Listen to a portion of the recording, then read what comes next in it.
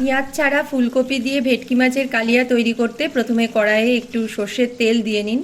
তেলটা গরম হলে ফুলকপিগুলোকে হলুদ দিয়ে মাখিয়ে ওর মধ্যে ছেড়ে দিন এবং ভালো করে ভেজে নিন।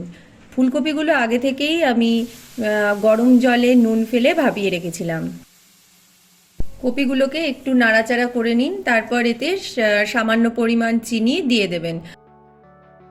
ভাজার সময় চিনি অ্যাড করলে কপিতে টেস্ট আসে, পরে আর চিনি অ্যাড করা যায় না।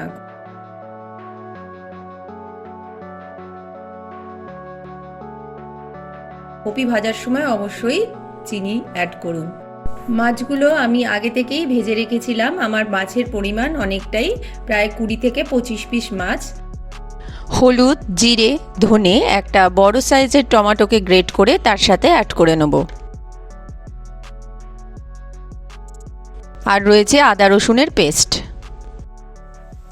ফুলকপিগুলো ভাজা হয়ে গেলে এগুলোকে একটু ধারে সরিয়ে রাখবো। আমি ফুলকপিগুলোকে কিন্তু তুলে নেব না। এর মধ্যে আমি অ্যাড করে দেবো কিছুটা সর্ষের তেল, একটু বেশি পরিমাণই সর্ষের তেল অ্যাড করব। এরপর এটাকে গরম হতে দেবো এবং তার মধ্যে আমি দিয়ে দেবো আদা রসুনের পেস্টটা। আদা রসুনের পেস্ট দেওয়া হয়ে গেলে সেগুলোকে একটু ভাজা ভাজা করে নেব।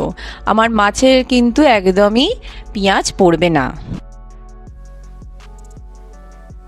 মোটামুটি হয়ে গিয়েছে। এর মধ্যে আমি অ্যাড করে দেবো সামান্য পরিমাণ চিনি।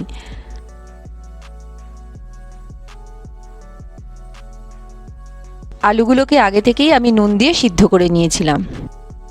টমেটো কেচাপ ইউজ করতে পারেন, আমি সামান্য পরিমাণ কেচাপ দেব কারণ এতে টেস্টটা ভালো আসে। যদিও আমি টমেটো পিউরি ইউজ করেছিলাম। এবার সেই টমেটো পিউরির সাথে যে মশলাগুলো বেটে রেখেছিলাম সেগুলো অ্যাড করে দেব এবং এটাকে একটু নাড়াচাড়া করে নেব।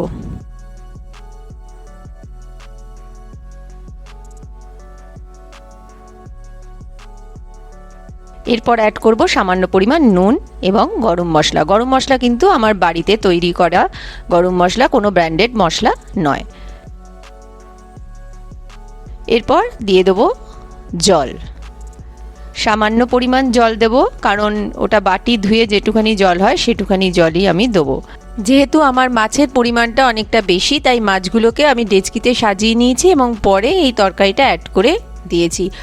আর যদি আপনাদের মাছের পরিমাণ কম হয়, তরকারিটা হয়ে এলে তার মধ্যেই মাছটাকে অ্যাড করে ফুটিয়ে নিতে পারেন।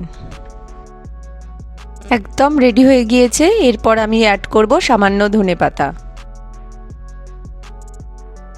আমার পেঁয়াজ ছাড়া ভেটকি মাছের ফুলকপি দিয়ে কালিয়া একদম রেডি পরিবেশনের জন্য। এরকম আরও নতুন নতুন রেসিপি জানতে আমার চ্যানেলটাকে লাইক, শেয়ার এবং সাবস্ক্রাইব করুন। ধন্যবাদ।